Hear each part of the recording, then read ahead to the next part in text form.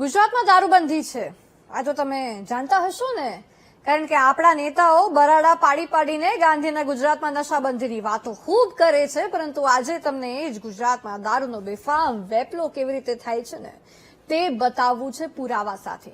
જે સામે આવ્યું છે તેને જોઈને તમે પણ ચોંકી જશો, કારણ કે જિલ્લાની પોલીસ તો ઊંઘતી રહી.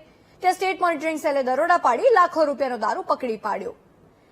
આપણે ગતરોજ ત્રિનેત્રમાં જોયું હતું કે અમદાવાદમાં કેવી રીતે અમદાવાદના રસ્તે બિયરના ટીન પડ્યા હતા. બુટલેગરોએ પોલીસની વાન પર બિયરના ટીન ફેંકીને માર્યા. પોલીસને શરમસાર કરતી એ ઘટના હતી. હવે વધુ એક આ ઘટના બની છે કે જેમાં સ્પષ્ટ થાય છે કે ગીર સોમનાથની પોલીસ કદાચ બુટલેગરોની પાસેથી હપ્તા વસૂલતી હશે. એવું કહી શકાય કે હપ્તા આપો એટલે ગુજરાતમાં દારૂની ગાડીઓ ઉતારી શકાય. આવું અમારે કેમ કહેવું પડી રહ્યું છે તેના માટે તમારા અહેવાલ જોવો પડશે.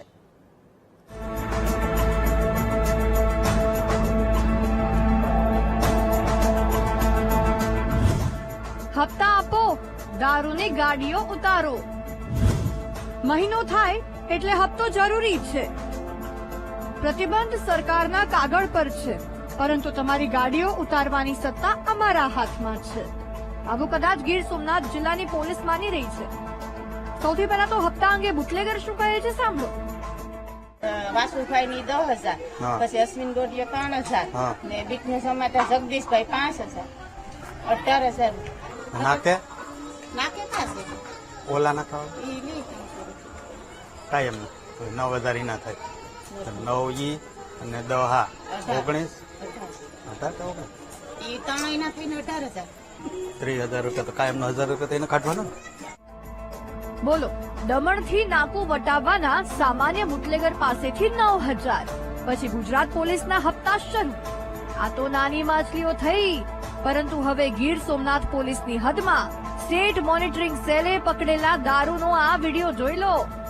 જિલ્લાના મુખ્ય મથક વેરાવળની હુડકો સોસાયટી નજીક ટેન્કરમાં ગુપ્ત રીતે વિદેશી દારૂનો જથ્થો ઉતારવામાં આવવાનો હતો, પરંતુ સ્ટેટ મોનિટરિંગ સેલને તેની બાતમી મળી ગઈ અને સવારે 5 વાગે દરોડા પાડી 19,375 વિદેશી દારૂની બોટલ ઝડપી પાડી, જેની કિંમત 44 લાખથી વધુ છે. આ સાથે જ ટેન્કર, 2 કાર સહિત કુલ 85,61,000 નો મુદ્દામાલ જપ્ત કરવામાં આવ્યો છે. આ દારૂની હેરાફેરી કરનારા બુટલેગર રેનીશ કાપડિયા, પાર્થ રૂધાણી અને ધર્મેશ ખાપંડીને પણ ઝડપી પાડવામાં આવ્યા છે, જ્યારે નાસી ચૂકેલા 11 આરોપીને વોન્ટેડ જાહેર કરવામાં આવ્યા છે. સૌથી મહત્વની વાત એ છે કે ગીર સોમનાથ પોલીસ ઊંઘતી રહી અને સ્ટેટ મોનિટરિંગ સેલ તેમના ઘરમાં ઘૂસી લાખોનો દારૂ પકડી ગઈ, જે પોલીસની કામગીરી પર પણ મોટો દાગ છે, દાગ. આ મુદ્દે વેરાવળના ધારાસભ્યએ પણ પોલીસ પર ગંભીર આક્ષેપ લગાવ્યા છે. સાંભળો.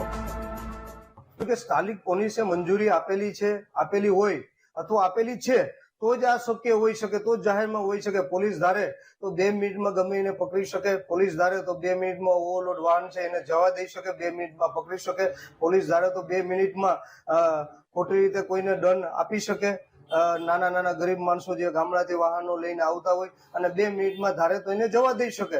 અને પોલીસની નજર નીચે, કારણ કે ઘણી પ્રકારના બ્રાન્ચીસ છે, બધાની પોલીસની નીચે એમની પાસે બધી માહિતી હોય છે. એટલે પોલીસે ત્યાંની સ્થાનિક પોલીસની મીઠી નજર નીચે ચાલી રહ્યું હોય તો જ આ ચાલી રહ્યું હોય. સવાલ અહીં એ થાય છે કે જિલ્લાના મુખ્ય મથકમાં ઠાલવેલા દારૂની સ્થાનિક પોલીસને કેમ ખબર ના પડી?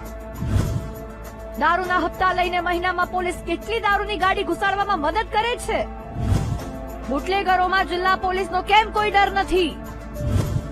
એસએમસી દરોડા પાડે ત્યાં સુધી સ્થાનિક પોલીસ ક્યાં ઊંઘતી રહી? સવાલો તો અનેક છે, કારણ કે જિલ્લાના મુખ્ય મથકમાં દારૂ ઝડપાયો છે.